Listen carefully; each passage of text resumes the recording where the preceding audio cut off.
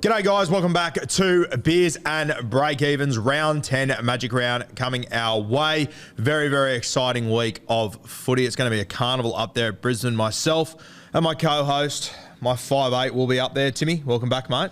Good to be back, Guru. Magic weekend, Magic Round. Cannot wait for it. It's going to be so excited for it. A few little events for us across the course of the weekend to go with drinking a bunch of blokes, of course, and I can't wait for it. Mate, it's going to be unreal. So, as far as our calendar looks, we will be at the Caxton Hotel in the car park at around 4 p.m. We will be there at 4 p.m. on Friday, myself and Timmy. Not doing a show or anything, but we'll be sinking piss in the car park, ready to meet you all, having a good time. So nothing formal, which is absolutely the way we like it. Exactly how we want it. So if you are a Supercoach player, Beers and Breakevens, Playbook Guru, whatever the fuck you are, come down to the Caxton, 4 p.m. We'll be in the car park. I think Mason Scope are going to be hanging around there as well. I think Tom and Eddie might be upstairs as well. So going to be plenty of people there. It's going to be unreal. We're just going to be hanging out. If you want to come by, say hello, photo, whatever, we're keen as all hell to meet you. And then Saturday, 1 p.m, got the Bloke in a Bar meet up. I believe Tom and Eddie, they're not going to make it. They have to come back down to Sydney.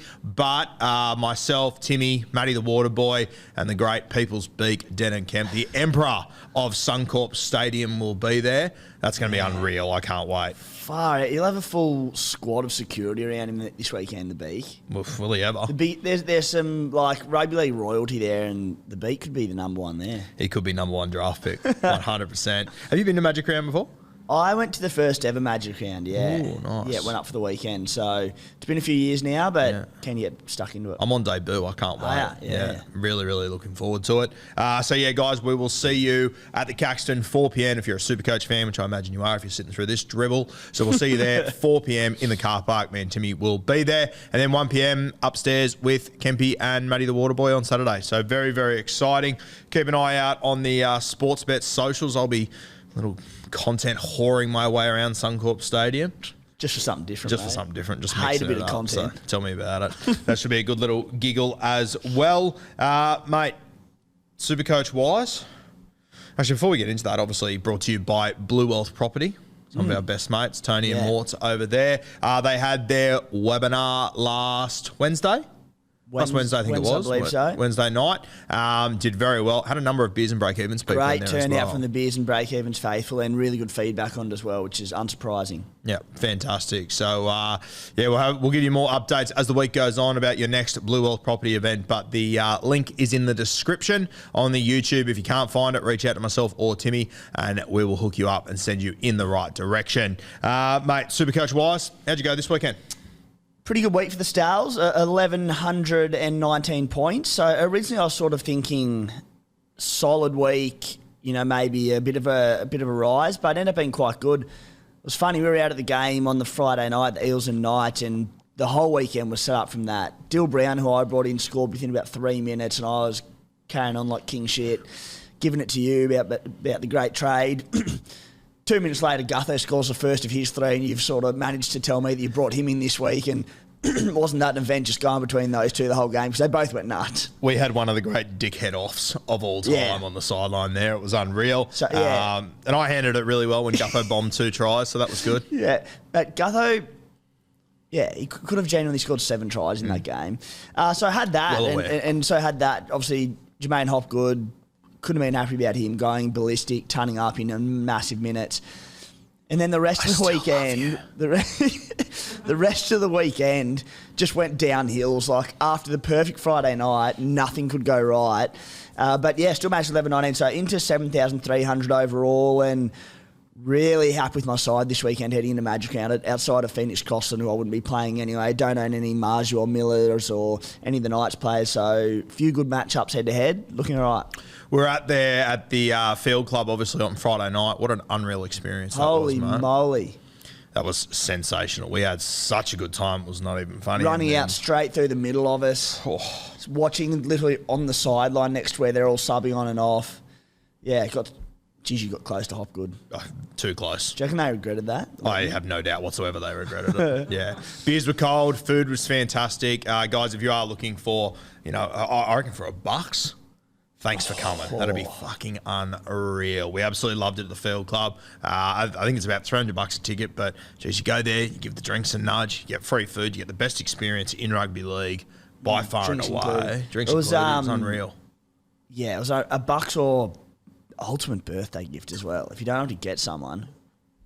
Yeah, 100%. It was sensational. So we will be returning in round 16 to see the Parramatta Eels take on the Manly Seagulls. So if you are a Parramatta Eel or a Manly Seagulls fan, make sure you come and join us there. It'll be unreal. We'll find a pub to go to after. Going to make sure you're not driving next time.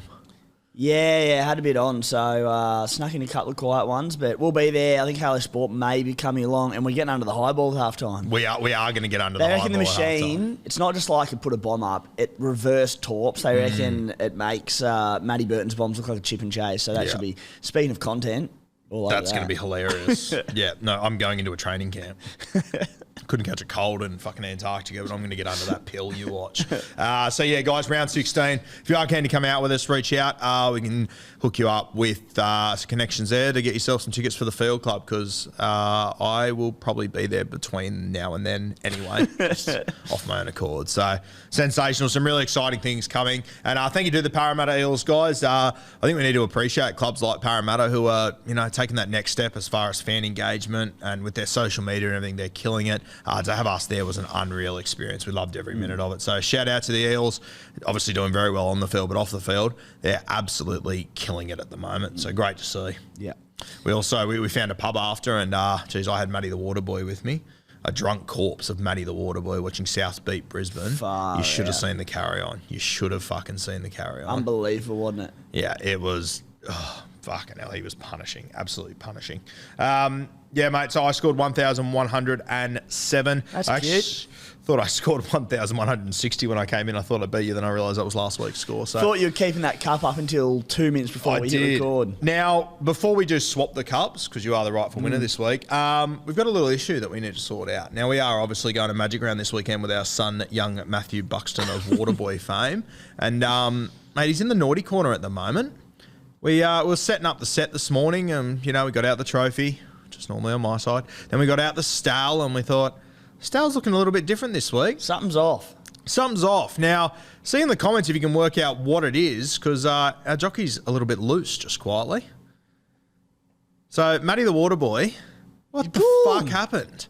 What's he done? Yeah, we've got some big questions to ask. Matty the Waterboy obviously cleaned up the studio. It looks fantastic at the moment. Jock's been barked. Yeah, and not only did he break the fucking thing, didn't bother to mention it to us, didn't say a thing. So we're going to have to get Matty back somehow, I think. This was some dribbler in the nosebleeds the other night, but hey, I just got Matty Buxton. That's not a bad, and that'll be what Matty will say too. Yeah. I reckon it was him. Fine, so, shout out to whoever wins Supercoach this year. You'll be getting the Stale with some super glue on it, so that'll be a treat for you. Speaking of, mate. Yeah. Cut, please. Fair play. Fair play to you. 1 week too many over there. Here we go, boy. All right. Where were we? Fucking Matty the Waterboy, what a dog. All right. Now, speaking of weekly winners, Timmy obviously took home our little challenge between the two of us. But weekly winners, as far as we go, let's have a look at our competition, because it's heating up, mate. We've obviously got the leader, X, who I believe is leading outright overall. Firing, who... We keep on getting these mystery messages on social media saying it's someone in the social media community. Yeah. So I'm very interested to see. It's known to the Supercoach community. Yeah, I'm very interested. I'll tell you what, if it's Kempy, I'm going to be fucking beside myself. Okay, so let's have a look at our Beers and Breakevens comp this week. Obviously, X is leading overall, leading Supercoach. I've also got Bulldogs 2196 coming 5th overall, and then AJ Himson, who's coming 10th overall. So we've got 3 of the top 10. We've also got 11th and 15th in there. But this week's weekly winner goes to the Madawi Eels. That's coached by Sean. He scored 1,417. I hate talking about the weekly winners. It's awful, isn't it? Good on them, but just hearing those scores and going, oh, that could be me. That's outrageous. He's also overall rank, he's sitting at 9,000, so he must have jumped up a bit this week. Massive. Like, he would have gone up probably 30,000 spots. Would have come from nowhere. Probably 40,000 spots. How good. So, Sean, mate, if you're out there, reach out. Beers and Breakevens at gmail.com. I've got about 14 footballs and 14 hats to send out next week because between wedding, Magic Round, all that sort of shit, we haven't got them out. But they are coming next week, so stay tuned for those. We'll also we'll talk about it post-show because it's off the top of my head, but we'll shut off the entries into that unlimited group within the next couple of rounds. So the code is 353745. Once we shut that off in the next few weeks, we'll give you an exact cut-off date. If you're not in it by then, we'll screenshot all the entries and all that, so it'll be too late. So get in now or miss out on your opportunity to win it. Shout out to the 353. That was my school bus back in the day, Timmy. Oh, yeah. Beautiful. Had some entertaining times. I was the green triangle. There was about 4 buses in Cooma. That doesn't shock me. Green triangle, blue circle, red square. Oh, my God. I think I saw you came in on the red square this morning, actually. So, yeah, Sean, reach out, mate. Beers and Breakevens at gmail.com. Have to send the email, prove it's your team, and you'll be getting a football and a hat. Hats coming your way. Footballs, they're around. I think fucking Kempy, fucking Matty's breaking our trophies. Kempy stole our football the other day to give to Nico Hines. I think Nico's taken it. I think he's gone home with it. Oh. Not only has he fucked me in Supercoach this year, now he's stealing my footballs. Do we invoice Nico for the footy? Without a doubt we do. Yeah. I'll tell you what, Nico, you can keep it if you just cut off some hair and send it to us in a bag so we can just put it on the table here for us. We'll call it evens, okay? You can have a smell before every show to get yourself fired up. But seriously, Nico, if you've got it, return it, or Tim C's going to break your leg, so watch yourself. Okay, mate, should we get into Team List Tuesday for Magic Round? Yeah, fire. All right. So, Friday, 6 p.m, we've got the Doggies taking on the Canberra Raiders. For the Canterbury Bulldogs, Jacob Kiraz back in. Held in for the last few weeks. Thank you. Maxi, yeah, you fucking bet your dick I did. Kiraz the whole time. Actually, I kind of forgot I had him, but yes. Maxi King also returns to begin. Wow. And our boy, Carl Olawapu, remains on the bench. We'll talk about him soon because we have got a couple of questions. Raiders, Xavier Savage on the wing. Corey Horsburgh remains in the 13, which is good to see. Let me ask you, mate. The X-Man, named on the wing. I personally think he is more of a winger. I'll tell you what, Xavier Savage, I don't think he's as good as what people say, and I don't think Sebastian Kris is as bad as what people say. I can see a world where these two stay as they are right now. What are your thoughts? The fact is, they're 3 on the trot. Yep. And you're not going to change a winning team, particularly when that winning team, for the large majority of the start of the season, was a losing team. So, you know, whether we think Xavier's a future superstar and Seb Kris is an out-and-out centre or winger, if they're winning games, they're not changing it. So, and why would you? Like, I think the best setup for the team probably is Xavier fullback, Seb at the moment on the wing. Yep. But if I was picking the team, I would change it with 3 on the trot. So, you know what I really hope Ricky Stewart does? I hope he keeps Sebastian Kris at fullback. He lets Rapana do whatever he wants, and he lets Xavier do whatever he wants. And you just have all 3 of these wing/mateship fullbacks just floating around the field. Well, that's it would be where, entertaining to watch. off the back of, our forward pack is our strength. I'm sure you'll allude to a few offloading stats a bit later on, whenever you want to, mate, up to you. But, the support play in the second phase play through the middle of the ruck, it should be such an integral part of our game. Now, Seb Kris, he's not... His support play's fine, but he doesn't have that X factor, that speed going through the ruck off the back of it when he gets it. That's where you get savage roaming, don't you? Yeah. And just going whack, whack, whack, and support playing coming out of his half. If there is a loose arm or someone makes a half a break, bang. So, and if we were talking about any other footy side about letting both wingers roam, I'd say no, don't do it. But Canberra, you play unorthodox footy, embrace it, offload, play through the middle, and let those guys take off. Let Rapper be Rapper. Yeah. Jesus Christ, he's scary when he's at his best. All right. So, and I guess, the major news there, Corey Horsburgh, which is a guy we'll talk about today, staying at 13. I absolutely love that he's there. He's got Origin coming where I assume Josh Papali'i goes to the Origin Arena again. Yeah, he'll be there. He'll be there? You would think so, mate. So, I mean, even if Ricky Stewart does a Ricky Stewart and changes everything, I'm not sure how much he can change Corey Horsburgh over the next few weeks at least. As I said, mate, 3 games on the trot, 71 minutes. We'll get to him in more detail soon, but why change what's working? Yeah. I like that. Just quickly on the Doggies, one I was going to touch on later, I'll do it now. Doing sort of my trades, sometimes, like everyone, by Monday when lockout ends, even by the end of Sunday night, you're like, I know what my trades are next week. Some weeks, you don't know what they're going to be until Sunday afternoon. You're still chopping and changing over the course of the weekend. I was looking Thursday afternoon and doing a bit more research, and I was like, Raymond Faitala-Mariner, 330K, 2RF, depleted doggies outfit.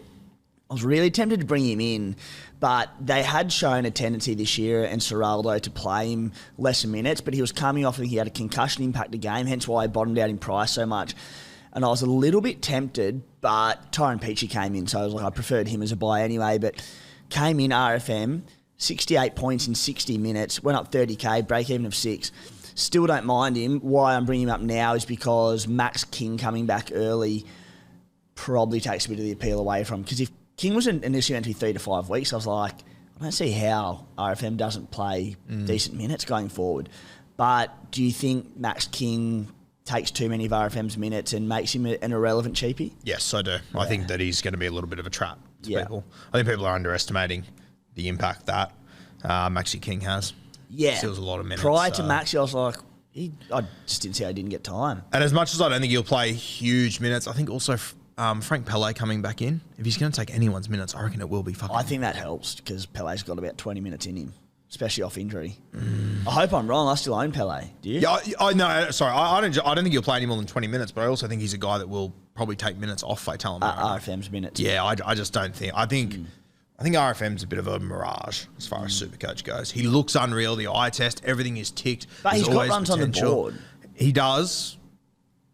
But you look back in the past, a lot of runs on the board he's got is when he's coming up with high attacking players. I just don't see it in this team right now, personally. Yeah. So, well, I think King kills it off anyway. Yeah, I think there's much worse options than RFM, but I don't think he's the great option people are singing about at the moment. All right, Manly Broncos, the late game Friday night. Fuck, how good has that turned out that Manly play Broncos once again in Magic Round? Perfect. For Hello Sport and Kempy, unreal. All right. Just quietly, the Friday early game is the Tim Williams Cup, Dogs versus Raiders. That's fucking perfect. And I'll be at it. You'll be at it. Yeah, speaking of things working out. That's fantastic. Manly Broncos for Manly. Tommy Trbojevic has been named. Ruben Garrick on the wing. I'll tell you what, my boner hit me in the chin when I saw Ruben Garrick named on the wing. That was fantastic. Parker and Kohler back in. Gerbo out. And for those of you that have held him for this long or whatever, Sean Keppie starts. Possibly some additional minutes. So a nice little win for those out there. Was Spy one of those guys? Spy was, head of the Keppie fan club. How good. Not the biggest club. The Keppie Chino. Garrick wing, mate, is substantial. Thank God. As soon as he was named at centre last week, I just went, shit. And there were a few questions going, why is this bad? We've seen centres score well this year. You have less runs, which leads to less tackle bars. Wingers get the easy tries, the easy line breaks, all of that good stuff.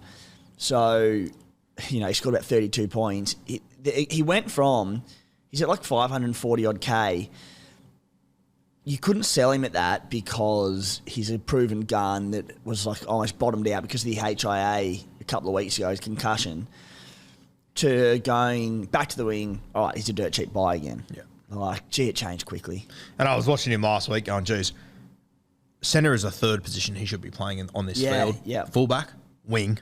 Then fucking as soon as I love KO Weeks, but wasn't overly impressive last week. Garrick, who has proven to be terrific at fullback, and it's not to say Garrick was poor at centre, but it's for one thing, it's certainly just not conducive to Supercoach scoring. Yeah, without a doubt.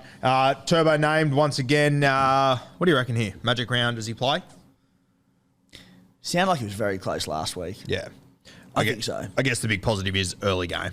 Friday. You'll know. We'll probably know Thursday, I think, realistically. For the Broncos, Ezra Mann, Payne Haas returns. Anything else to touch on with the Brisbane Broncos? Nothing at the Bronx, mate. Super Saturday. This will be just after our meet and greet at the Caxton. The Warriors taking on the Penrith Panthers. Chancellor Clockstart returns. Tohu Harris named. I guess we won't get into it too heavily, but this 11-day turnaround thing, this is one of the most rugby league things possible, right? As far as I'm concerned, it was, they both had concussions within 11 days. 2 games within 11 days, which means they, being them, Chance and Eli Katoa, on the same day on Anzac Day, Category 1, I think they meant, as far as I'm concerned, they were meant to be sitting out 2 games. Yep. I would have held Eli Katoa, but I sold him going, he's missing 2 games, one's on the bye. They're taking this HIA thing pretty seriously. Yeah. False. But very NRL. Exemption. Yeah. No explanation. So if Ellie Katoa comes out and tons up, I'm going to be livid at the NRL. Yeah, filthy. For the Penny Panthers, James Fisher-Harris back, Spencer Linge on the extended now. Nathan Cleary, he's a topic that we will talk about very soon. I believe that he won't kick this weekend. I think that he had a practice earlier in the week and he's still not feeling 100%, so I don't think he'll kick. The other one to watch is, and some people might have brought him last week, Stephen Crichton. I believe he's hurt his toe. He'll play, but won't kick. Okay. So who we got? Peach. Well, this is the thing. Give it to Peach. Their kicking hierarchy goes Cleary, Critter, Isaac Tungo, fuck knows. So it'll be interesting. I wouldn't be surprised to see a Jerome Luai maybe kick, or I'm not sure who the next option is, but just something to keep an eye on there. It could change by then. Maybe Nath does kick, but hopefully Nath's good to go. My understanding is right now he won't kick. So just something to consider. Give it to the Peach. Yeah, it'd be. I mean, and to be honest with you, if we find out that I think I'm going to sell Nath this week, we'll talk about it soon. But if we find out he is going to kick this weekend, which I'm hoping we'll be able to know before then, makes life interesting. Ooh, so just something to consider, especially if you are a Stephen Crichton owner, just something to be aware of. I believe he's not going to kick this weekend. Interesting little situation there. Sharkies taking on the Finn. Hamlin Welle out. Dale Finucane comes back in for the Dolphins. My boy Tafare named on the extended. He got hugs and kisses yesterday. Yeah. Maybe he's just a lovable character. I don't know, but kind of sounds like there might be a debut on the cards in Magic Round. Bottom dollar, tackle busting, offloading, high upside, cheapy, plays round 13. Thanks for coming. We'll just say, obviously, Jack Bostock debuted a couple of weeks ago and then brought him back. You got Edric Lee on the extended. So there is, I don't think he's safe as houses, but if he does debut, which I think he will, Branko's been named. Branko was no good last week. He had a poor game and then he got injured with the hamstring. So I think Tafare will come in and play this week. And if he does, keep an eye on him. Yeah. Fuck, he's exciting. Not in 100 million years would you go for him before his third game. Nope. And even before his third game, you'd need to see some scores, because if he had 230s or something, I'd be like, there is too much poor job security there to bring him in. Yep. But if you knock out, a 50 and a 60 or something, then looks good for 13, perfect. And he's a guy that I've been talking about, since the preseason, that I've been very excited about. But I will just say this, that he's coming in against the Sharks, which means I'm not sure which side he'll play. Branko played right centre last week, which means that he could be marking Sipatalakai on that Matt Moylan side with Mulatalo. Yeah. So it will be a very, very big test for him. He is a guy that in attack, I have no doubt whatsoever about his credentials, and him and Sif are going up against each other. It's going to be like Godzilla and King Kong out there going at each other. I can't fucking wait. But defensively, I think the Sharks would be stupid not to target him. I think they will go at him very, very hard. So as Tim said, don't trade him in until, 2-3 weeks, whatever it might be. But very excited to see him make his debut. And the MILF man on the bench as well, back into the side. So I also wouldn't be surprised if you see Cody Nikorima potentially drop back to the bench. But I think Nikorima's been really good. Yeah, I think he's been fine. Yeah. Last week's second most traded in player, Rob Jennings, gone.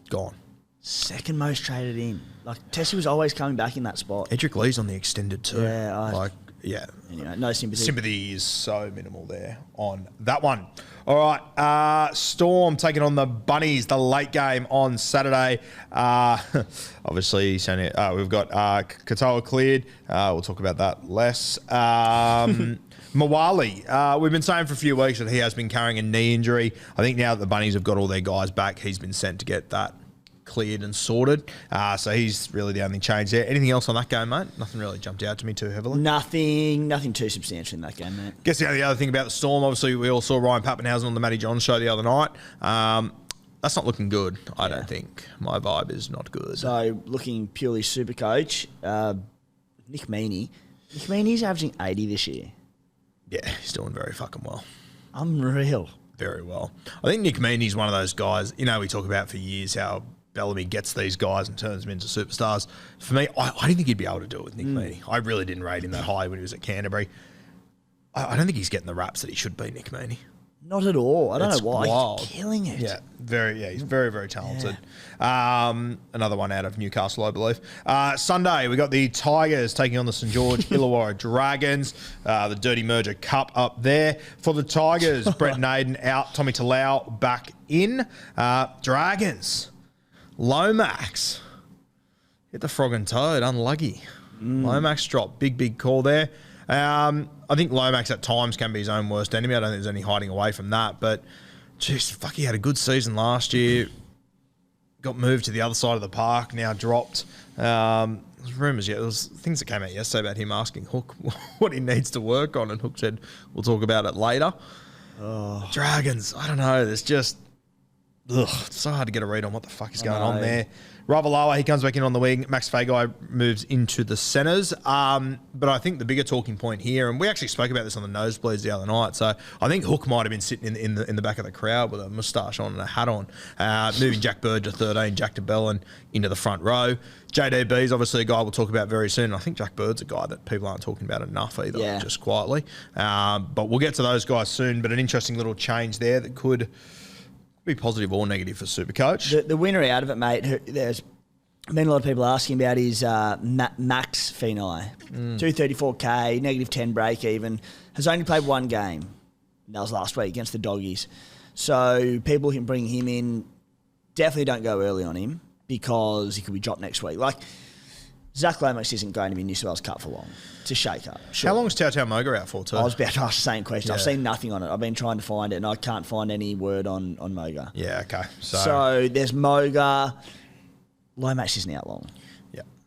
So maybe next week, but not a chance I'll be getting him this week. Yep. The middle game on Sunday afternoon. Roosters taking on the Cowboys. Drew Hutchison out. Momorowski comes back in.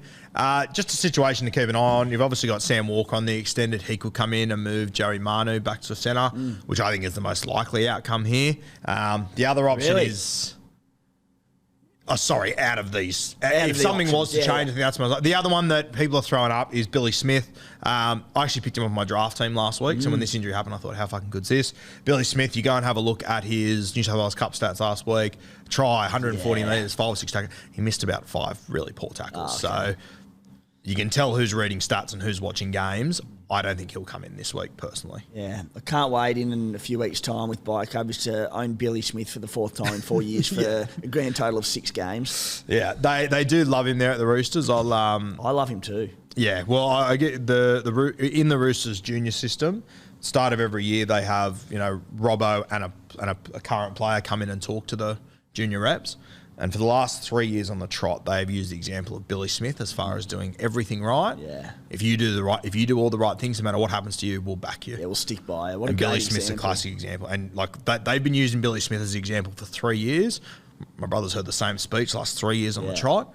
Billy Smith's only 22, 23. I was about to say young 45-year-old Billy Smith. Yeah, so that's how much he's impressed early. So don't rule him out, but I do think he's got a few more weeks in Cup to sort a few things out. For the Cowboys, Nanai out for 4 weeks. Hylam Lukey comes in. Mate, Jeremiah Nanai, Queensland Origin, World Cup, is now going to be ruled out of the first State of Origin game, and I think he's going to be due back round 13 or 14. 14. There. Mate, I think Origin counts as a game he's in his suspension. Probably wouldn't have picked him on that form. Well, the other thing he's got to consider is, too, that he's now given Hylam Lukey an opportunity, but Luciano Leilua, I believe he's going to be able to play round 12, round 13, so he might get him first. Well, I mean, that's when he would be able to play if it's all sorted. Is he out of strife? I don't know. I've heard mixed, but if he is, geez, if I'm Jeremiah Nanai, I don't want to give these guys an opportunity. Yeah. Hylam Lukey's a big enough problem. If you give Leilua, and the other thing is, I mean, even when Nanai's been there, the Cowboys haven't been impressive, nor has he. They play 13, the Cows as well. I'd love to own Lukey. Yeah. I really would. Very appealing, Hylam Lukey, very, very talented.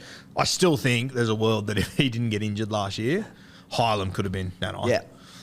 That's how talented he is. All right, last game of the week. Got the Titans taking on the Parramatta Eels. Titans coming off a fantastic win last week, but it did cost them AJ Brimson. Thankfully, they've got the best fullback in rugby league not in a team to replace him. Jaden Campbell comes in. I'm in the weirdest way possible, mate. Whenever Brimson gets injured, I almost get a little bit excited because I get to watch this kid. Yeah, he's an absolute fucking freak. Look great in green. Is he genuine? He would look great in green. You say he'd look great in green and red with Jack Whiten? Oh, please. What was I going to add there before getting rattled? Probably wasn't anything special, I'm sure. Jaden Campbell. Yeah. Genuine pod. How long is Brimo? Hamstring, 4 weeks. 4 weeks. Yeah. Campbell. Games this year, 80 minutes, 29.3 Broncos. 80 minutes, 98 v Drags. 59 in 57 v Cows. 20 in 60 v Storm. So his 2 flops there were in limited minutes. The Broncos were not good, but Broncos and Storm. Eels, Knights, Doggies coming up. 447k pod. Do they play round 13? No. There's your answer for me. Fair enough. Yeah. I mean, fuck, if you do it, I wouldn't put... I'd be scared to play him, put it that way. Yeah. I don't want anything to do with Jaden Campbell coming up against him. So, yep. For the Parramatta Eels, interesting conversation here, mate. I guess, first of all, Sean Russell out. Bailey Simonson comes back in. Ryan Matterson missed last week with a cop, mate. What about the complete and utter panic, us on the sidelines, when we find out Ryan Matterson had the flu last week? As a non-owner, geez, I enjoyed delivering that news to you. Yeah, well, the bloke that organised our Friday night champion guy, by the way, unreal. But when it sort of happened, he went, "Oh, does that sort of fuck you guys?" And I felt like saying, "Fuck me, fucking ruins me. This is your fault. Why'd you do this? You and your fucking club. You could have changed this." So yeah, that was a bit of panic stations. But this week he's named on the bench. You got Andrew Davey, who's starting Hopgood in the 13. Will we save the chat here? Have you got some stats on Matto a little bit later, or you want to go now? We can. Let's talk. We're doing team news, mate. Let's talk about how we think it'll impact the pack in minutes. Yeah, well, I'm. It sucks that it's the last game of the week because I'm not convinced they line up like this. I think Andrew Davey, pretty big day to come in and start first up. Weird. I think that's a bit strange. So I would not be surprised at all if Ryan Matterson does start on the edge. If they do run out like this, though, I said it on the nosebleeds the other day. I think Ryan Matterson's a better edge, but I think he's better for Parramatta through the middle. And if he does play through the middle, I'm completely okay with it. He will offload at fucking will. He will get through a stack of work. He'll play 60. I'm okay with it either way. Yeah. It could run out like this. It could run out with Davey bench, Matto edge, Hopgood stage 13. It could run out as Matto 13, Davey edge. It could be any sort of thing. So we'll get to Matto's numbers later off the bench. He could take Matto out, put Jakey Arthur on the bench. You just never know what he's going to do. Anything could happen. Anything could happen. But yeah, hopefully it doesn't fuck Hopgood because he looked tremendous on Friday night and in my dreams. Very impressive. And that's where it becomes an interesting one because we've seen with Matto and Hopgood both there, the reason a lot of people dropped Hopgood initially was he was coming off the bench and Matto was preferred as the starter. But that was the best the Eels have looked in a long while, certainly this season. They put an 80-minute performance together. Hopgood played like 75 minutes and was outstanding. So, do you really change much there?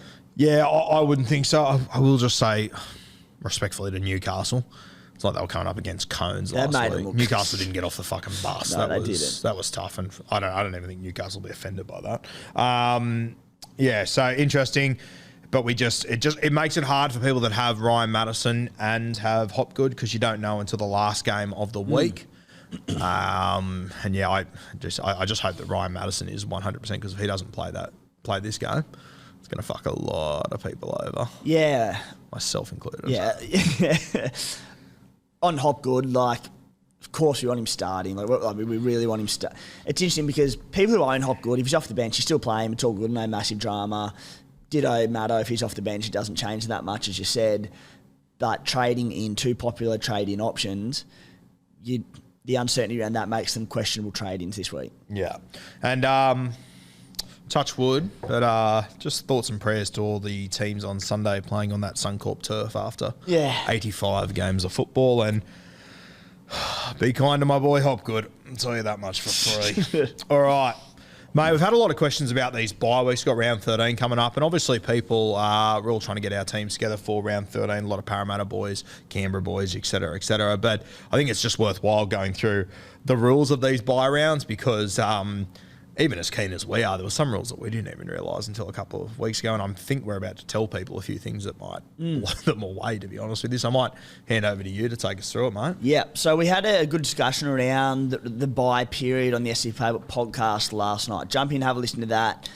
But to lay them out there, so the three major bye rounds being round 13, round 16 and round 19, there's no head-to-head for starters, which is a big one and one we forgot to allude to last night on the podcast. So those weeks, essentially Supercoaches are on the... Head-to-head Supercoaches are on the bye.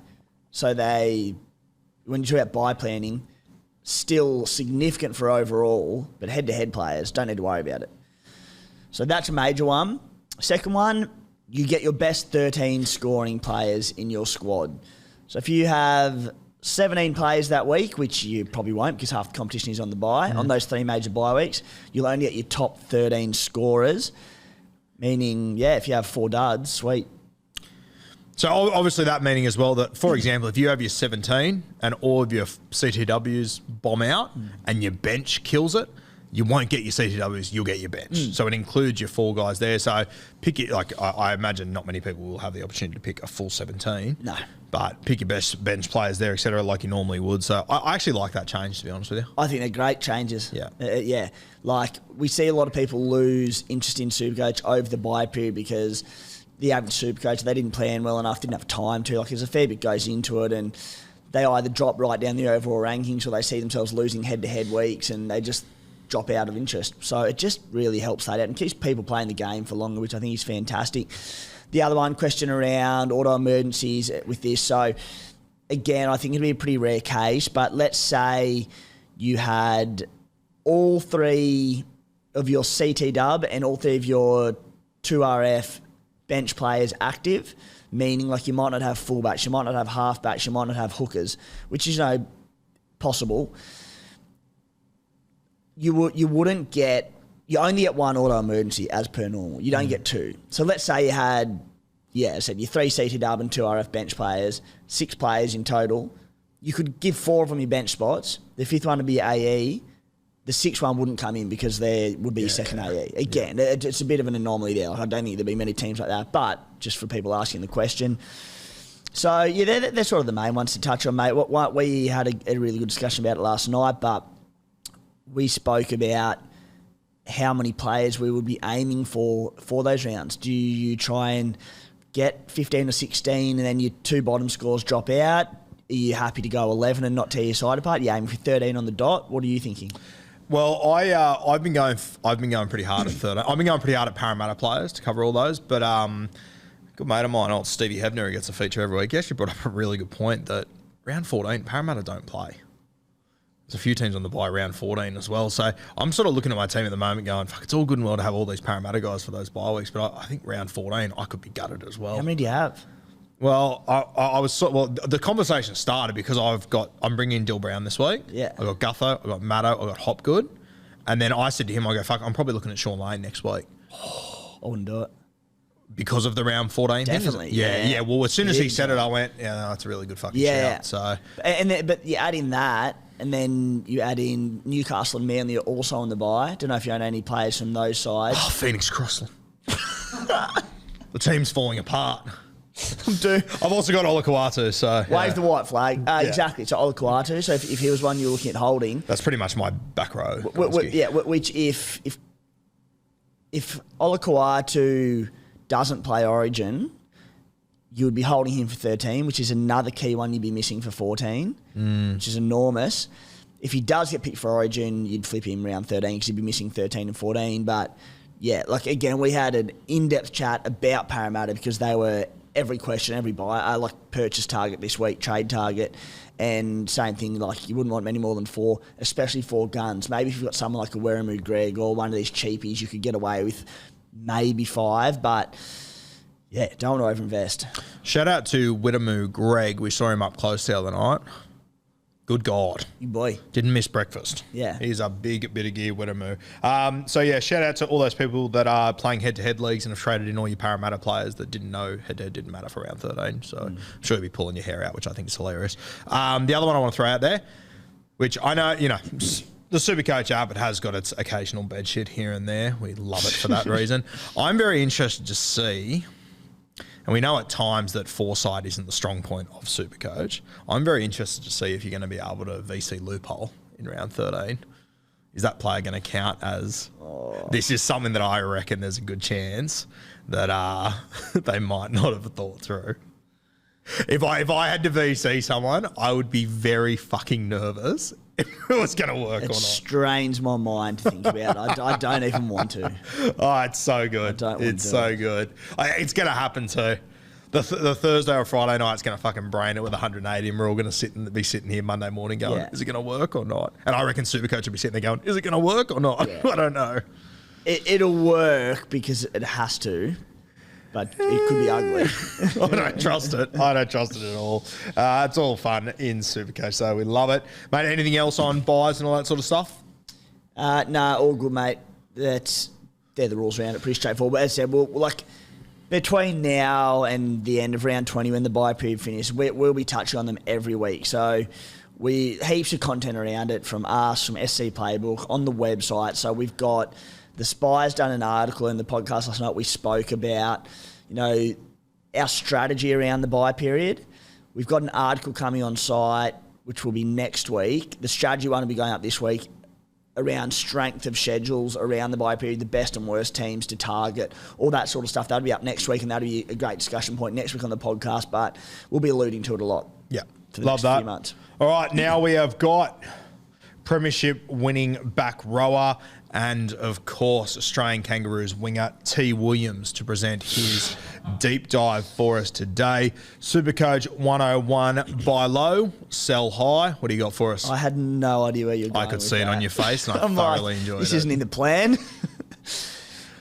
So my deep dive this week is just not such it is a lesson. It's a lesson that I'm probably trying to reinforce to myself by saying it, and it's Supercoach 101, as you said. Buy low, sell high. Listen to Guru. Listen to Guru. Same Guru that brought in Tyrell Sloan last week. We'll talk about that soon. 100 soon. Tigers coming at you. Essentially, that is, first and foremost, what Supercoach is about. Buy low, sell high. The exceptions to buy low, sell high are basically...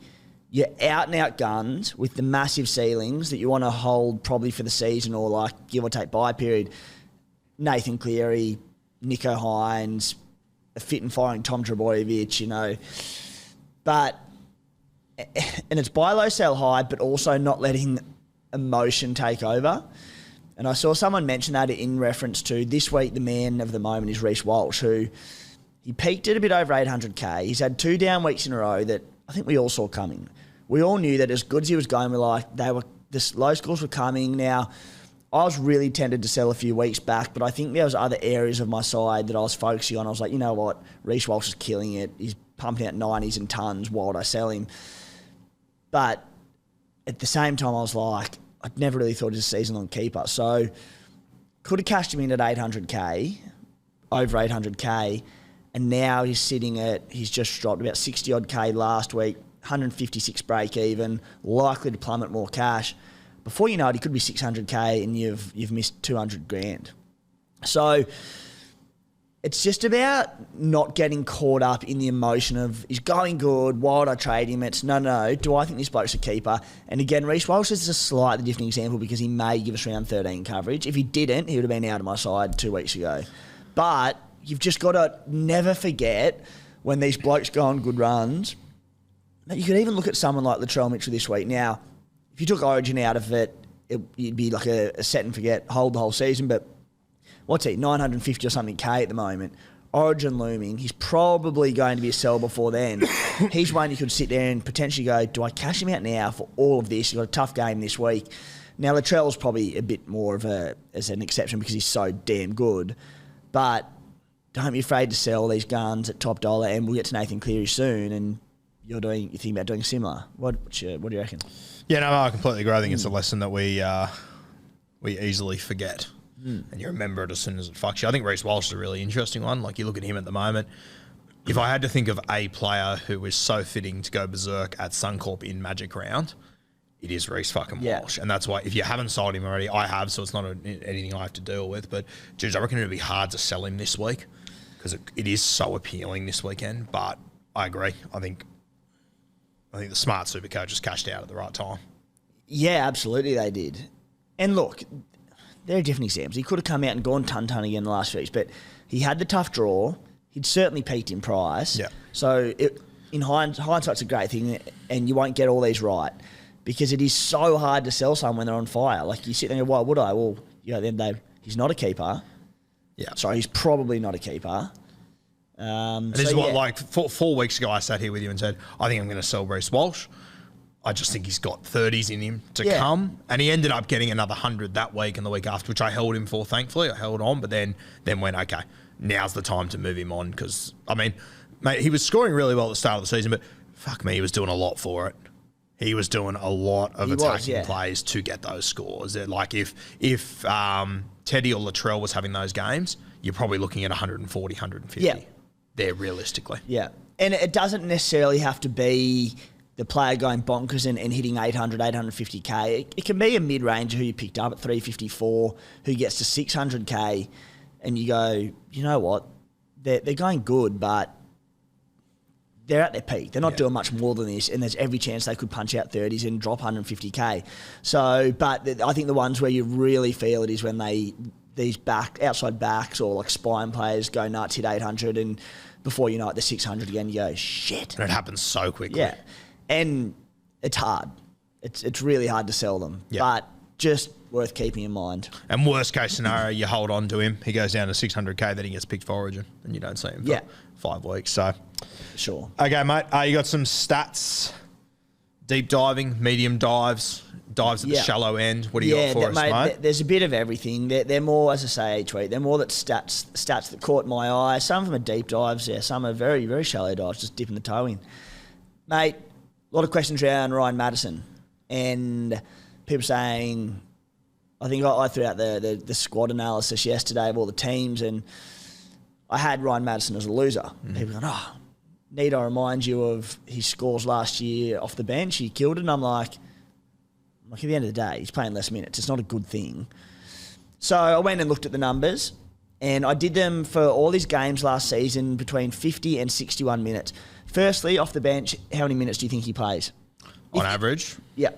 I'd say like 57, 58. Yeah, I would have said the same. Yeah, I would have said probably 55. So I took the games 50 to 61 minutes. So I think he had a couple of quite good scores, maybe 2 around the 61-minute mark. I had them in, but to see him coming on before 19 minutes, I think would be a bit odd, barring HIA or anything like that. There was a number of games last year where they had early HIAs and they brought him on early, Yeah, which may have impacted. So, you could easily be looking at 50 to 55 minutes, but for argument's sake, games where he averaged 50 to 61 minutes last year, he averaged 68 points per game, which is absolutely fine. Yeah. But it's not quite elite 723 grand, 73-point averaging Ryan Madison that we've seen so far this season, averaging 73 minutes per game. Yeah. So, look, I still think he's a terrific... Again, let's say he does line up and comes off the bench as named.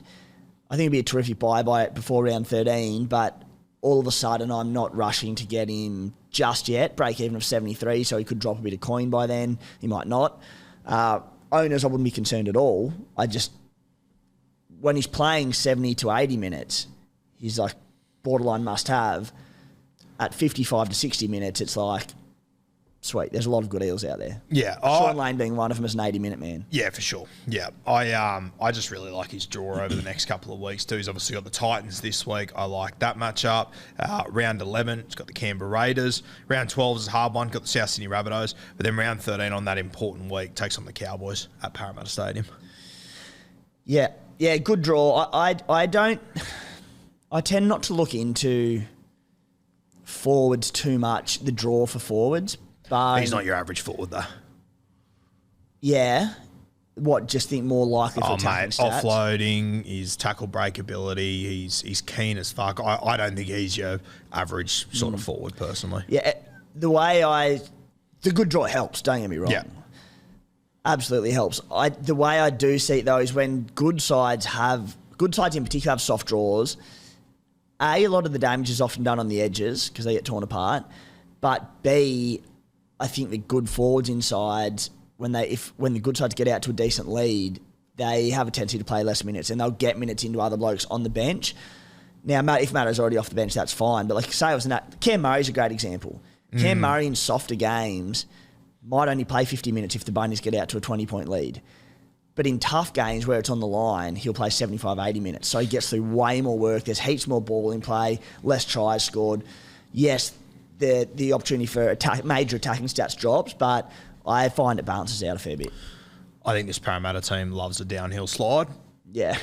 Then I'll be back in Madison in for a big few weeks. Mate, the next guy you got here, RFM, we sort of already touched on him a little bit. We touched on RFM, mate, all good. Let's talk about Big Red, Corey Horsburgh. Mate, I have spent the last 6 weeks trying to work out what the fuck I'm going to do with my Supercoach Classic front row forwards. I'm now at round 10 and I've got my same front row forwards in Classic as I do in Draft, RFM and Jack de Belin. Tell me, not RFM. Jack de Belin last week. Yeah, a little sneaky one there. A little bit. Is there a world where you thought I'd bring in 2 Dragons in the same week? Good Lord, no. Yeah. And we'll talk about them both. I'm just going to start with de Belin, actually. Firstly, great little pick-up last week. What did he... 71. 71. Quiet 71. Quiet 71 in 80 minutes. Yeah. 59 base. So when I first saw his minutes, I was like, last 2 weeks, 80 minutes, 68 minutes, 80 minutes, 548K, great pickup. Averaging, about 75 minutes across 3 weeks. He only averaged 62 points in that time. Yep, but... And I don't know what your stats are on him this week, and I don't really have stats, but I'm going off the eye test. The amount of passes he throws when he's at that 13 role, I'm actually really looking forward to him jumping into the front row. I reckon he'll play 65, 70 minutes potentially. Yeah. I'm just trying to get up his stats, how many passes he threw. But, 21 hit-ups, 28 touches, 11 passes there. So I reckon playing front row. Hopefully running a bit more. I reckon he'll run a heap more. He hasn't really been offloading all that much, which we know he's got. I think that Supercoach-wise, I think Jack de Belin, when he's playing that 13 role, he does sort of become that link man, runs more decoys and whatnot. I know people are scared off because of the minutes, and I get that 100%, but I think his output will be bigger playing as a front row forward. It is because we think Birdie will play 80. You'd have to assume so, I think. I don't think they're a team that can afford not to play him 80. Bird plays 80. Sewer back on the edge will play 80. Yeah. So I just question how many minutes Debs gets. I would see him regressing more to 60 minutes where he might be fine. The thing about him is if he does play 60 minutes and he gets through more work, like particularly running, which, as we say, leads to offloads, leads to tackle bust, all these good things, I think it doesn't really matter who your second front row is at the moment or going through this period. He provides round 13 coverage. They're just plugging a gap and they'll all do a similar output. So he could be the man. I thought a 62 average across 3 80-minute games or 75, whatever. Yeah, it didn't flatter me, but certainly good pick up last week. I just look at their team this week and I go, Blake Lawrie. Very solid footballer. He's not going to play more than 55 minutes, though. I look at their edges. They've gone for Jaden Sewer, who's returning from injury. Gone for Billy Burns as the other back rower, who I personally don't think will play 80 minutes there. Yeah, you wouldn't think so. I would be surprised if he does. Jack Bird at 13, who I think will stay there. But then you've got Bud Sullivan on the bench with Michael Molo, Murdoch Masilla, and Josh Kerr. Josh Kerr, I really like Josh Kerr, but I don't think Hook does. Yeah. I think that's pretty evident. We like Josh Kerr. We love Josh Kerr. Yeah, as does Wayne Bennett, which might be saying something. But anyway, Michael Molo, very solid. Ben, I just don't think there's a huge amount of minutes on that bench. I don't think there's guys there that Hook trusts either. We know that he trusts Jack de Belin. Seen it the last few weeks. I agree with you. I don't think he's going to play 80 minutes in the front row, but I think that 65 to 70 will sort of be his mark, and I think he's going to base that his way through a shitload. And against his Tigers side, maybe he can jack an attacking stat. He'll jack something at some point, yeah. At some point he will, yeah. And that's it. Like, you're getting through to round 13, he plays it. If you average to 60, sweet. Plug a hole, do a job, happy days, buy a number. Big Red, Corey Horsburgh. 544K. 72 points in the last 3 games average. More importantly, 71 minutes per game in that time. Yeah. The Red Dog wants to be an 80-minute man. Doesn't mean that's going to happen, but that's his ambition. Raiders 3 on the trot. Mentioned it before. Why change what's working? Looks all right. Yeah. 5 offloads. So, last weekend, 30 tackles, 20 runs, 5 offloads, all effective. A try assist, a line assist, 98 points. So, I mean, you wouldn't bank on the try assist, line assist every week, but good numbers. But I'm going to bank on it every 2 or 3 weeks. He's a good ball player. He's good, yeah. He's very underrated. When there was talk about him in the preseason, I sort of went, I don't know. Has he got that sort of upside? I managed to get him in my draft team, and I'm fucking stoked. He's a tremendous sort of footballer. I've always liked Corey Horsburgh as a, obviously, footballer and a Supercoach prospect. I've owned him in the past, and he's done really good things for me. It's just been minutes. Yeah. And now he's got them. Yeah, it's fantastic. And this is where, some of these guys, some of these back rows and stuff, like I'm already looking at Olakau'atu, for example. Once round 13's done, I could move him to a gun front row forward then and move Corey Horsburgh down as well. Like I like having that duel, because that's the problem in my team at the moment. I've got no fucking duels. I'm really struggling with that sort of spot there. Yeah, and look, I think if people are going, and I'm keen to get your thoughts here, and again, hindsight, we've had another week to look at these players, and Corey just went bonkers. If people are sitting up there, and there'd be people tossing up, DeBellin v Corey Horsburgh this week, I think Corey, if he maintains 70 minutes, can be a front row forward keeper, whereas DeBellin, I think, will do a job, but will be moved on to a gun front row forward past Tino sometimes. So I like going for the bloke who has potential to be a keeper because it could save your trade, essentially. Yeah. I think we already know what the max of Jack DeBellin is. It's good, but it's not out of this world in that Payne Haas sort of category. But, mate, if Corey Horsburgh hopefully has earned the trust of Ricky Stewart, and the thing that I love, and we spoke about this on Nosebleeds the other day, Canberra's lost 4 games this year. In those 4 games, they've averaged 7 offloads. They've won 4 games this year, and those have averaged 13. Corey Horsburgh, his offload is fucking unreal. Yeah. They have to play off the back of it. And this is where we spoke about at the start of the show, letting Jordan Rapinoe, letting Xavier Savage roam through the middle. You want to be playing second phase footy off the back of it. Yeah, Harry Naira, who also has a fantastic offload, dropped from the side this week. He's out of the 17. So, again, it just leads to Big Red and hopefully Joey Tapney free in the arm. Has there ever been a more volatile relationship than Ricky Stewart and CHN? Oh, my goodness. It's a roller coaster. It is an absolute fucking roller coaster. Speaking of Raiders middles, Joe Tapney, Howard Taps' numbers this year, I'm like, I've never been more disappointed yet just more content in a bloke.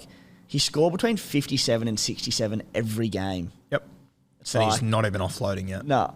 I'm like, I keep saying it every week, but it's scratching the surface. I want to be disappointed, but I'm like, solid.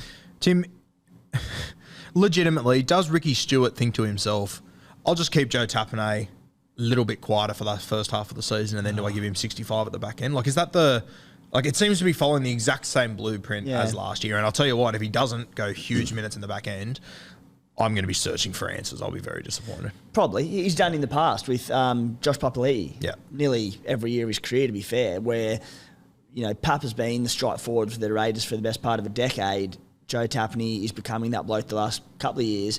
Maybe he is just going, we'll ease him into it. It's a long season ahead. We need you firing at the back end of the year. Raiders need him firing all year, to be fair. Unfortunately, Corey Horsburgh said, hey, hold my bloke. Yeah. Coming for both of you. For sure. Love that. So, good position for the club to be in. What about the Peach? Came back for the Penrith Panthers last week.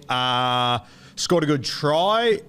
Outside of that, I'll be honest, I was pretty disappointed with his performance. Supercoach-wise, did okay, but I don't know, just defensively, I have a lot of worries about Peach. Mitch Kenny was in doubt last week. He ended up playing. Sonny Luke's got this hamstring still hanging around. I'm very nervous about Sonny Luke playing at Suncorp. But anyway, Peach, I know that if either of the hookers go down or anything changes, he goes straight to the 14 jersey. I believe that over the origin period, you will see Ivan Cleary try and get some footy into Tom Jenkins, Jesse McLean. I'm not totally convinced on Peach. It's one that I'm happy to leave. What do you reckon? I'm stoked on him, mate, and all valid concerns, but there's concerns around every cheapie in the game. Peachy, 54 last week in the bog. Absolute bog out in Bathurst. Torrential rain. He had 20 runs. 12 of them were under 8 metres. That's, again, conditions don't help that. So it could have been a lot more. He didn't offload. We know Peach loves an offload. You don't offload in those conditions. 298k, break even -11. Expected to get Jules CT dub, and if he plays centre the next 2 weeks, he'll be given Jules CT dub 2RF in round 12 when the Supercoach headquarters update that. So I like him, mate, and I think he's a good buy. The 20 offloads, and I'm just getting stats up to see if 20 offloads would be handy. Sorry, stats. 20 offloads would be 80 handy. runs in offload, 80 points in offloads. 15 runs I've got here. Where are you looking? NRL.com. Wrong. Sure. How long have we sat on this? How many times have I told you that Fox Sports and NRL.com stats are vastly different, and Supercoach stats take it from Fox? Regardless, what I'll say is I think that your argument of 20 runs, no offloads, all that stuff, in that weather, I personally think the weather played a role in those 20 runs, keeping it pretty tight and stuff. Like having more runs? Yeah, for sure. Yeah, okay. In a game that was 8-12, I'm not convinced on Peach as a centre, and I don't think Ivan is either. But we'll see how it plays out. He's still a guy with upside. Why did he pick him last week then? Don't get me wrong, I don't think his job security is great, but why did he pick him? Because he was worried about Mitch Kenny, I think. And he wanted cover for him? Yeah. Even though Sonny Luke was there as well? He was worried about Sonny Luke as well. Bloody hell, how many hookers does the side need? Well, but that's the whole thing. Mitch Kenny came into last week with a lot of HIA concerns. They weren't sure if he was going to play. And Sonny Luke, they're calling it the devil's hamstring. So it's, I don't think Peach is a bad buy. I'm avoiding it, but I just think that if in a couple of weeks he's playing 14 or he's not in the side because other guys have been given a shot, don't be surprised. Yeah, no, very possible, mate. Yeah. I'm backing the upside of him. Yeah. Money incoming, so if you start... And I'm more than happy to admit I'm being glass half empty. Yeah. 100%. Very empty glass, that Very, one. very empty, very empty. My boy. Connolly Lemuelu. I love this motherfucker. I might love him more than Wayne Bennett. I don't have him in my team. Yeah. But I've got him in my draft team, and I absolutely love this guy. To move Kenny Bromwich to the front row really says something about him. Popular buy this week, obvious reasons. Coming off a 120 against the Raiders. 522k, Jules CT dub, 2RF. First and foremost, absolutely a solid buy. Going to make money, plays round 13, has high upside as we saw last weekend. Just speed of glass half empty. I mentioned last night, I get sort of like last couple of years Britton Nickera vibes, and not as dramatic, but Jeremiah Nanai vibes. Just his running, 11 runs last week, 12 weeks the week before, the 3 weeks before that, 6, 8 and 8. I just think he's attack reliant. Yep. Which is fine because we know that there are players out there good enough to get attacking stats. And I think this argument comes in more when you're paying top dollar for someone, like 700k, because they will have the games where they only have 8 runs and score 40 points. But Lemuelu, the money's incoming. So just what do you think? I think that Lemuelu is a fantastic CTW 3 years ago. I think he's a perfect CTW to have 3 years ago. Right now, I think he's a fantastic draft CTW to have. Classic. I think you want more upside. I don't think he's reliant on tries. I think he's always going to score 45 to 55 most weeks when he plays 80. But I want more from my CTWs. In the modern game, I want 180. Yeah, 100%. If you got on Lemuelu 4 weeks ago, good on you. I think you've done well. But he scored 2 tries in 4 minutes the other day. He scored 120. Yeah. If you're a back rower scoring, like if Ryan Madison comes out and plays 80 minutes and scores 2 tries, he's going 150. Yeah. So that's I really, really like him. He's a great player, but I think he was a better Supercoach player 2 or 3 years ago. I think the game's changed a little bit. So not one for me. Mate, you got Nelson Asafa Solomona. The Melbourne Eclipse down there. I don't mind Big Nas.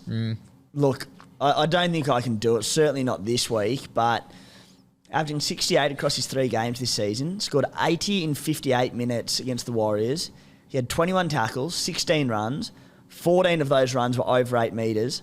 5 tackle breaks, 5 offloads, and a line break. We know he finds attacking stats, like as far as props go. I think Melbourne are pretty light on for middle forwards this year, so I think he plays decent-sized minutes. 580K.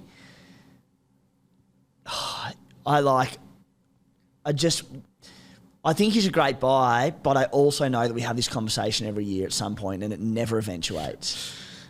Really keen on your thoughts. I haven't been burnt by him myself. Either have I. But I've watched others. I just don't see a world where I'm ever going to own Nas. I really don't. I love him. I think he's a fantastic footballer. And if you get him and he does well, credit to you 100%. But I also just don't think he's a guy that can hurt you enough consistently. I really don't. I'm not going to get him this week. Definitely not. But if he comes out this week, plays 60 minutes again, and puts up similar numbers, oh my God. He's got an injury in him. Like last year, how he didn't get suspended for 15 weeks on 6 multiple occasions, I don't know. I don't know. He just gives me bad vibes, Nas. Love him as a footballer. He's a very good player, but I won't be bringing him into my team. I won't even be considering it. I've got one last one for you. You'll love this. Remus Smith, who we spoke about in the preseason. We sure as fuck did. A rare win for you. And what's he averaging? 32 with a low of 31, a high of 33? It's so good, mate. Yeah. And I didn't start him, thank Christ. But you mentioned at the start, and I was like, his numbers from the last couple of years, last year in particular, I think it was something like 8 games and just did not have a try. Hasn't scored a try. Yeah, and I was just like, mate, you're playing on the edge for Melbourne. Attacking stats have to come. 8 games, no tries, 1 try assist, no line breaks, no line break assists. Let's be fair to Remus. Let's take out his lowest game of 17. Let's take out his highest score of 47. His scores are 31, 31, 33, 36, 35, 26. They're incredible. He's the consistency king. How the hell do you not get any... What was that? 1 try assist. You just couldn't have seen it coming, could you? Anyhow. That's unreal, isn't it? Guru won Supercoach 1,000. Good times. All right. Yeah. Sit V starts this week, mate. We'll try and we've got the People's Beat coming in here very soon for a photo shoot, so we'll try and cruise through these and your questions. Mate, mine's pretty straightforward this week. I think that I will be playing. I think my reserves is almost die. I'm going to go Madison Hosking off the bench for me. Madison, I'm worried about what happens on Sunday, but it is what it is. I think I've got to pick him.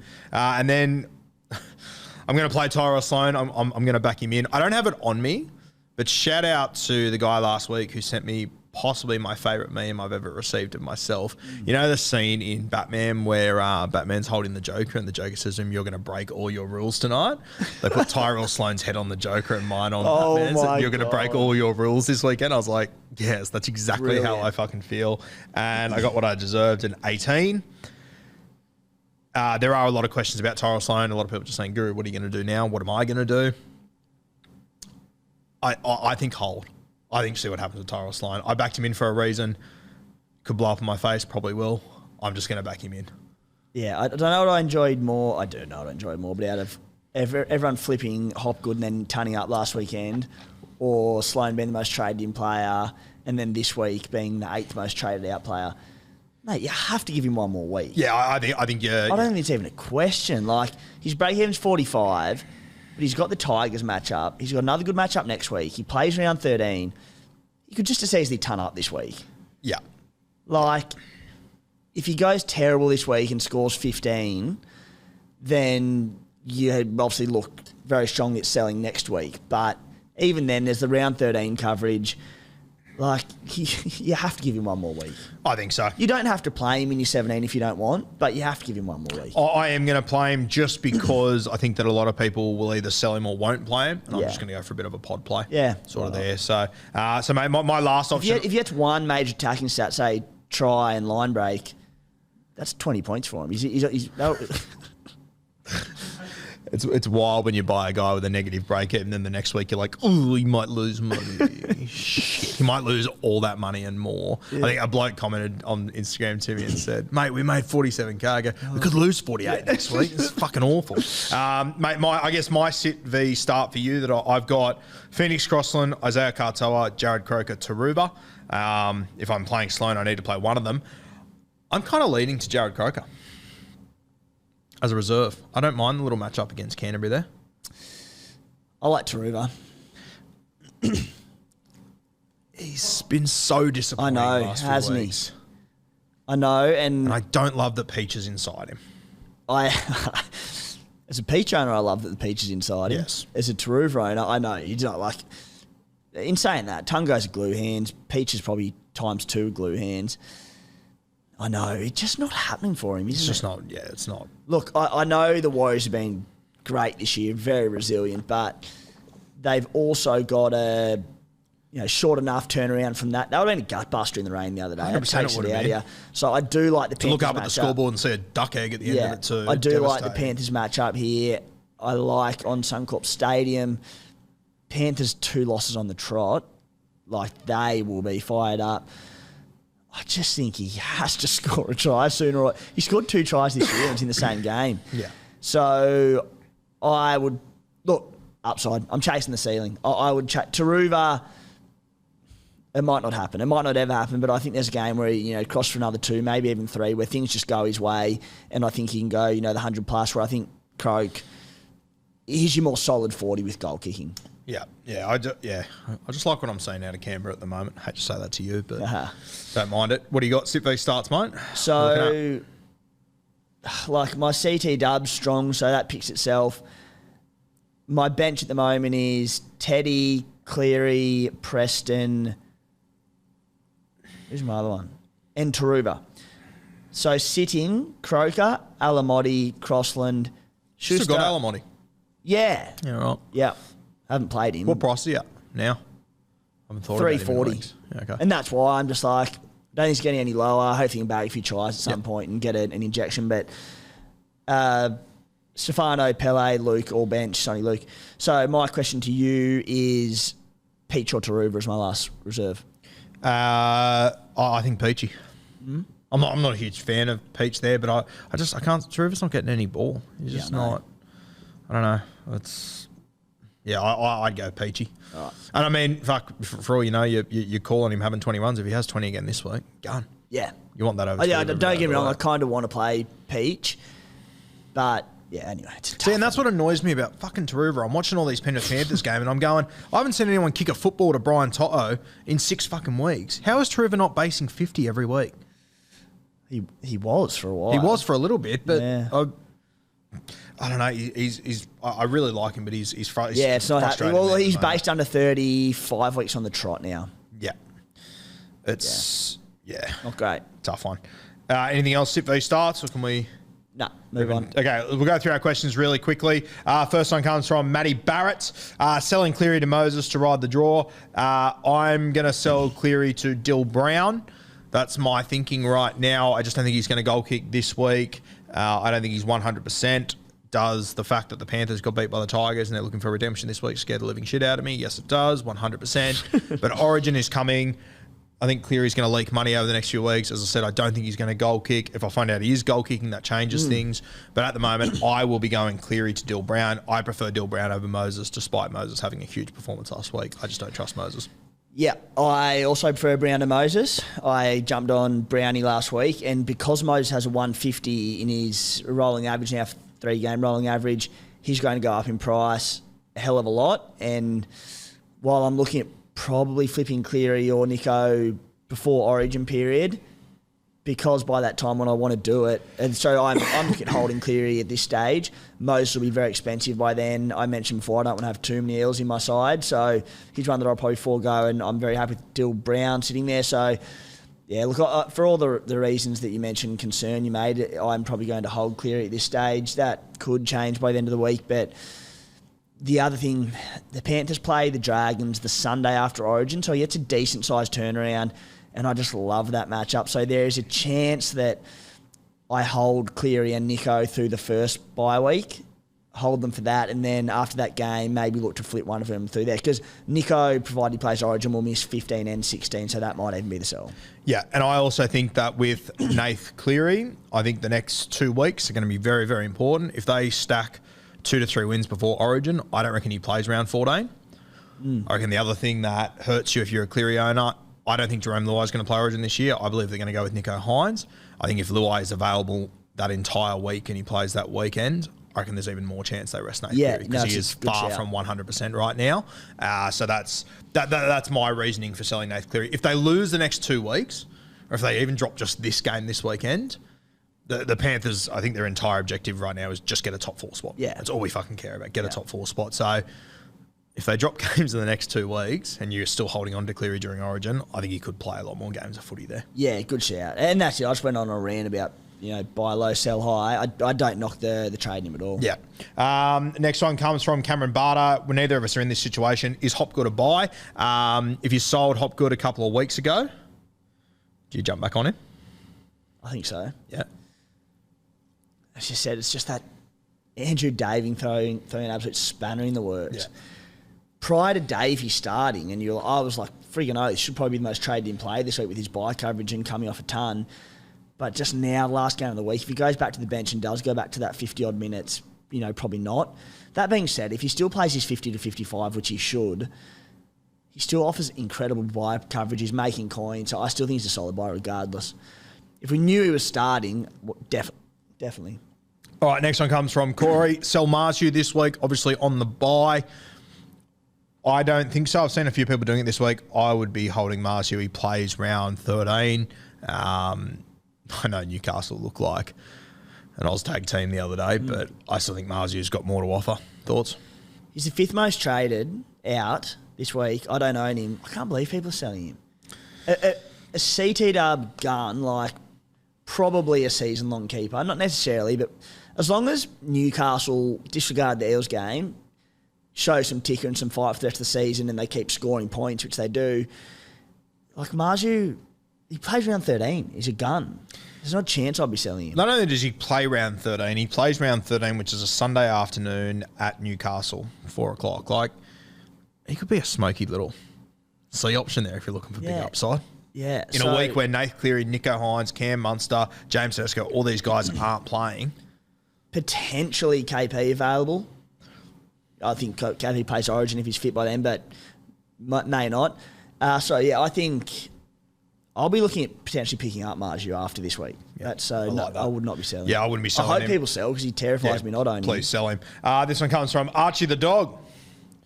I've got his paws on the phone. Oluwapu and his thoughts on Oluwapu. We're both big fans of him. I thought he really held his own the other day. He was impressive. Still on the bench this week. Don't buy him yet, is my opinion. Just wait a week. Just wait. 5.8 only. Bottom dollar. Great way to free up cash next week. So just recess next week. I'm in an ideal situation for me. He stays on the bench for a few more weeks. I get to use Phoenix and Isaiah Katoa round 13 when they're both playing, and then I move to Oluwapu the week after. That's my ideal situation. Yeah. Which I'm sure Cameron Serraldo will be watching. Okay, there's a good one from Kane Willow, 1990. Pick one of the Eels' big three for the Origin period. I assume the big three means Hopgood, Jermaine, and Hopgood, J. Dill Brown, Mitch Moses, Gutho. Which one do you want the most? Dill Brown. Dill Brown? Yeah, he was averaging mid-60s this season. I think he scored 1 try. Base is unreal. I think his involvement's only going to get better. The best thing about him as well, he's in a really tricky 5'8 position where not a lot of people are putting their hand up. It's him, Cody Walker, Cam Munster. Cody Walker's top dollar. Cam Munster's probably a sell before Origin. And Dill Brown's still at good value and going up in price. So I think Brown. Yep, I think Gutho would be number 2 for me. I really like him so far this year, and I'm not normally a huge Gutho fan, but played 9 games so far. He's gone under 60 once, which was against the Penrith Panthers. Yeah, so good. I'm pretty happy with Gutho and how he's travelling. Last few weeks, 71, 74, 75, 86, 113. So happy with how Gutho is travelling there. Our next one word answer from Jared Parker, Corey Horsburgh or Jack de Bellin. You can only buy one this week. Who are you grabbing? The Red Dog. Red Dog. Corey Horsburgh, I'm the same. I think Jack Spellin's a good buy, but Corey Horsburgh's got that upside. Don't fuck us over, Ricky Stewart, please. You've hurt my friend enough over the last few weeks. Our last one from Jeff Batchelor says, Buller or Cheapy? I don't know what that means. I wish I would have investigated this question. Let's talk him. Yeah, what do you think? Impressive. Does look good. Oh, looks outstanding. I kept trades very flexible. It's Buller for Cheapy is what it's meant to say. I'm a bit of a sleuth. Bottom dollar issue is fullback only, isn't it? Yep, that's the problem. So, look, I'm running... I flipped... When Turbo was ruled out last week, I flipped him to James Tedesco. So I've got Walsh and Teddy. I mean, you could go Walsh to Buller, earn about 620k. 520k. But it's just a high upside position for me where I want two guns in it. So I'm happy with the cash gen across my squad at the moment. So I think the question was raised last night, how much money do you want or do you need? I'm happy with the money that's coming through, so I'm going to stick with two gun fullbacks. No knocking people buying him. He'll make money. He doesn't play around 13, but yeah, I'm just happy to fullback. Yeah, if he was CTW, we're having a different conversation. But when you've got guys at fullback available, like, for example, Graham Langland's reincarnated Tyrell Sloan, I just can't look at Buller at the moment. And we look at... Because I thought they'd get a better reaction. Can't I win more. was thinking ahead. I wasn't even listening to you. I really do. We look at possibly maybe a bit of a tough comparison, but Junior Tupou, who was one of the most traded in players a couple of weeks ago, off his back of his 111, he's come out and gone 28 and 31. Now, I know it was a buy-wise, it's different because Buller's bottom dollar, so he will definitely make coin, but there's also nothing to say that Buller can't come out and go 28 and 31 the next 2 weeks as well. Yeah. So, look, you're not going to go wrong if he's going to make cash, but I'm just not keen. All right. Captain choices this week, VCs and captains. Obviously, Nico, he is the standout choice just about every single week. I think he gets 100 for stepping on the field. Yeah. He obviously takes on the Dolphins Saturday, 5:30. I like that option. That's the one I will probably go with. We've obviously got the Parramatta boys last game of the week against the Gold Coast Titans. Good win last week. Defended well, the Tweetons. But they are well known for playing rugby league tennis and conceding points left, right and centre. This is the tennis off Gold Coast Titans and Parramatta Eels. This could be try for try here. Imagine like going against Nico, who will be close to 100% skippered this week. I think you'd be pretty mad not to go with Nico as your captain, but wait until the Sunday afternoon and go on Mitchy Moses. Or it's funny. I prefer Dillbags as a Supercoach option, but I as a captain I kind of like Mitchy Moses because he's got the big ceiling on him, but also more risky. Yeah. But yeah, mate, I wouldn't overthink it. I'd Nico Hines, VC, Reece Walsh for me. The two narratives that wouldn't shock me if we get to next Wednesday and we're sitting here going, well, we all questioned if Turbo was fit enough to play Origin, and he came out and fucking ripped and teared. Yeah. The other one, well, we all made jokes about Luke Brooks being a better halfback than Nathan Cleary last week. He comes out and rips and tears. They're the two I'm worried about. But, mate, I've got a sneaky little VC up my sleeve that I'm going to run with. I'm going to take Jacob Kiraz against the Canberra Raiders. Very low. Still owned Kiraz. Neither can I. It's great when I realised. Unreal. But I think Nico, he's the play. You've obviously got Joey Manu taking on the North Queensland Cowboys if he's at 5'8", but I don't know. I think Nico's too hard to leave at the door, personally. I'm not overthinking it. Not overthinking it? Who are you taking VC on? Reece Walsh. Reece Walsh? Obviously, yeah, Nico and the Sharks that fourth game of the week, so... Sorry, I thought you'd sold Reece Walsh. You're not. You still got No, I'm holding. Okay. I'm holding in the hope that he plays around 13. Yeah, okay. Copying the cash loss, so be it. I need him to perform this week and stop that cash dropping big time. Yeah, you also need KP to stay conscious for the next few weeks. That's more the concern. Yeah. All right, mate. We done and dusted? What are your trades? My trades, as it stands right now, I'm going to sell Cleary. If it changes, I'll let you guys know. But at the moment, I'm selling Cleary. I'm going to Dill Brown. I'm selling Stefano, which is very sad to see him go. And I'm bringing in Corey Horsburgh. So Dill Brown and Horsburgh. Red Dog. Red Dog. What are you doing? Yes. At this stage, again, very subject to change at the moment. But one bloke we didn't really touch on, but Wiremu Greg. I just think what is he, 260K at the moment. Junior Bowler will miss out the 3 major Origin weeks that Greg will play.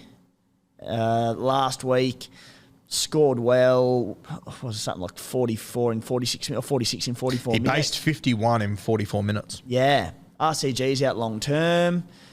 I suppose my question for you, so at the moment, my only trade will be Stefano to Greg. That, as I said, could change.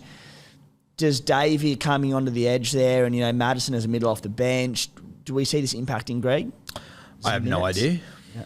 Hope not. But I'm more than happy to keep saying the name Whittemove for the next few weeks. So. Yeah, he'd fill in obviously for Stefano. So he'd be my third front row forward. I wouldn't be playing him. Set to make some cash, a decent play, 13, 16. I'd probably sell him by then, maybe hold for 19, but unlikely.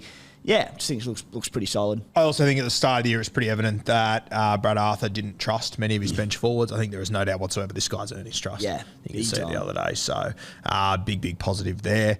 So yeah, we'll let you know if our trades do change. Guys, Magic Round this weekend. We'll see you Friday, 4 p.m. at the Caxton Hotel. We will be out there in the car park enjoying ourselves. There'll be plenty of other rugby league personalities there, so it'll be a very good time. And then Saturday, 1 p.m. at the Caxton once again. Us two, Kempy, Matty the Waterboy, if we don't beat the living shit out of him for breaking the stallion, we will see you there. How good? Make sure you go listen to Supercoach Playbook from last night. Pretty good episode. Mate, absolute belter. Normally is. Cracker. Speaking of, we've just had rugby league royalty walk in himself, the Emperor of Lang Park. Couldn't spell Supercoach though. Thank you guys. We'll see you next week on Beers and Breakevens.